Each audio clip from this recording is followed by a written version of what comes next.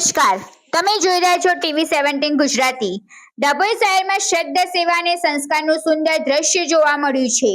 પવિત્ર ગૌરી વ્રત નિમિત્તે નવાપુરા વિસ્તારમાં 200 થી વધુ બાળાઓને ફૂડ, ડ્રાયફ્રૂટ અને કેળાની વેફરનું વિતરણ કરવામાં આવ્યું છે। હાલ સમગ્ર ડભોઈ શહેર અને તાલુકામાં ગૌરી વ્રત તેમજ જય પાર્વતી વ્રતનું શ્રદ્ધાભેર ઉજવણી થઈ રહી છે। નાની બાળાઓ પોતાની મનોકામના પૂર્ણ થાય અને ભગવાનના આશીર્વાદ પ્રાપ્ત થાય તે માટે 5 દિવસ સુધી ઉપવાસ અને પૂજા અર્ચના કરી રહી છે। આ પવિત્ર અવસરને વધુ યાદગાર બનાવવા માટે ડભોઈ નગરપાલિકાના માજી પ્રમુખ સોનલબેન કિશોરભાઈ સોલંકી દ્વારા નવાપુરા વિસ્તારમાં એક સેવાકીય કાર્યક્રમનું આયોજન કરવામાં આવ્યું હતું। આ કાર્યક્રમમાં વ્રત કરતી આશરે 200 થી વધુ બાળાઓને ફળ, ડ્રાયફ્રૂટ અને કેળાની વેફરનું વિતરણ કરવામાં આવ્યું હતું।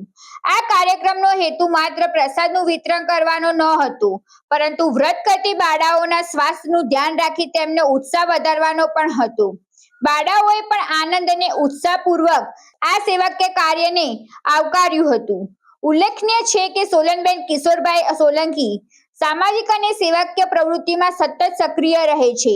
આજરોજ ગૌરી વ્રતનો છેલ્લો દિવસ હોવાથી રેલવે નવાપુરામાં જે છોકરીઓ ઉપવાસ કરે છે તેમને અમારા તરફથી ડ્રાયફ્રૂટ, કેળાની વેફર, ફ્રૂટનું વિતરણ કરવામાં આવ્યું છે અને આ અમે છેલ્લા 18 વર્ષથી વિતરણ કરીએ છીએ અને જે છોકરીઓ આ ઉપવાસ કરે છે તેમને શુભેચ્છા પાઠવી છે અમે અને ભગવાન અમને અવિનવી સેવા કરવાનો મોકો આપે। પ્રસંગોએ તેઓ જરૂરિયાતમંદ પરિવારો, મહિલાઓ અને બાળકો માટે ઉપયોગી સામગ્રીનું વિતરણ કરીને સમાજ સેવાનું ઉત્તમ ઉદાહરણ પૂરું પાડતા રહ્યા છે।